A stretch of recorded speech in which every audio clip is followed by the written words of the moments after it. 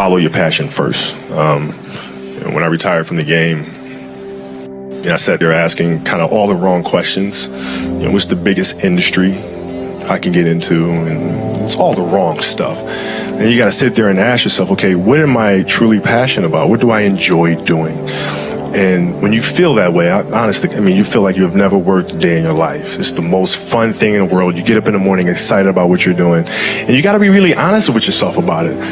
If you wake up in the morning and you're dreading going to work, dude, do something else. Right. Do something else. And those are hard decisions to make. But when you make those decisions, it's a very liberating experience. And you find out that the rewards will come.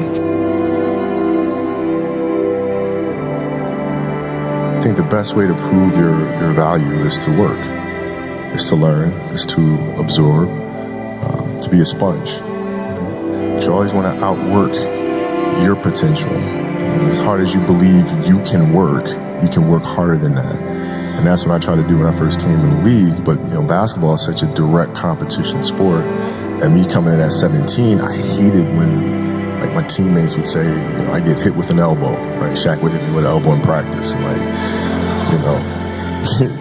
Nick Van Exel would come up and say, are you okay? I'm like, what? Are you okay? What the hell's wrong with you? So I always had that extra chip on my shoulder. So every day in practice for me was really trying to annihilate everybody that I was playing against. Because I wanted to prove you don't need to babysit me. I'm fine, And so it's always that competitive nature, the work ethic, and curiosity. Because I asked a lot of questions. When playing with Byron Scott, I asked him a lot of questions. Eddie Jones, who was great at chasing guards off the screens, and I didn't understand how to do that. I would sit with him before practice, after practice. Magic, all the Laker greats, I would always sit down and just ask them questions about certain games that I studied growing up. What actually happened there? What did you feel there and why? We were playing against the Lakers, Tom, and we were out here in LA. So the game was at 7. I was like, you know what? I'm gonna come to the Staples Center because we're playing. This is when the Lakers had Kobe and Shaq. Okay, this is like the championship Lakers. So I'm gonna get there at 3 o'clock, and I want to make sure I make 400 made shots before I go back into the room, and then I sit in the sauna and I get ready for the game. So, get in the car, get to the gym, get there, and as I'm walking onto the court, who do I see? I see Kobe Bryant, already working out. So once I set my foot across that line, I started working out. And so I worked out for a good hour and a half. And when I came off, after I was done, I sat down, and of course I still heard the ball bouncing. I looked down, I'm like, this guy's still working out. He was working out for it looks like he was in a dead sweat when I got here, right. And he's still going. And it's not like his moves are nonchalant or lazy. He's doing game moves, I sit there and I unlace my shoes. I'm like, I want to see how long this goes. So I sit out there and watch 25 minutes. And he got done. I said, okay, I think I've seen enough. Go play, come back, get in the sauna, get ready for the game. That game, he drops 40 on us, okay? And after the game is over, I'm like, I have to ask this guy. I have to understand, why he works like that. Right. So after the game is over, I'm like, hey, Kobe, why were you in the gym for so long? He's like, because I saw you come in. And I wanted you to know that it doesn't matter how hard you work, that I'm willing to work harder than you.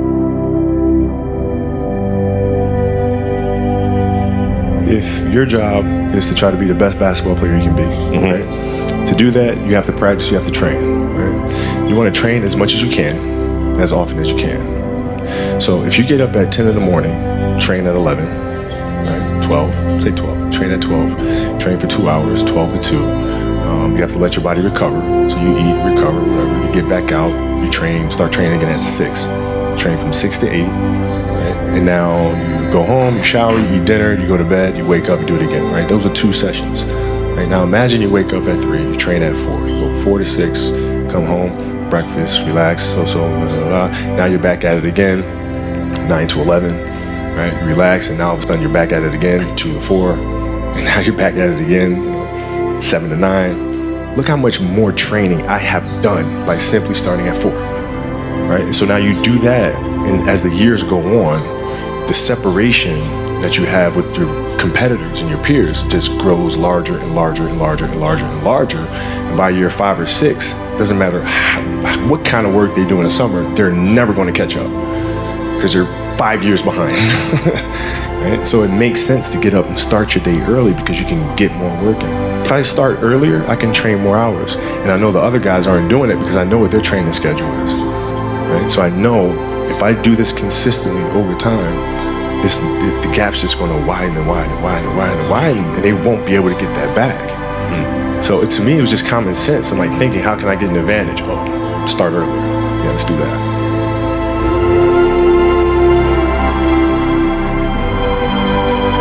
How do you develop that, or where do you learn that from?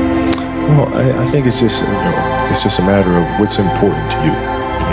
What's important to you for whatever reason. I felt like I didn't feel good about myself if I wasn't doing everything I could to be the best version of myself.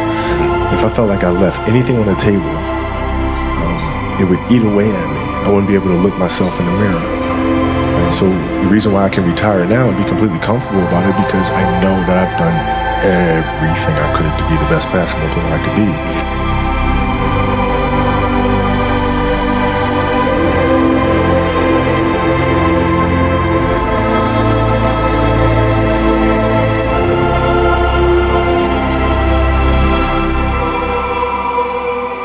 Absolutely beautiful, you guys. I can't believe it's come to an end. You guys will always be in my heart. And what can I say? Mamba out.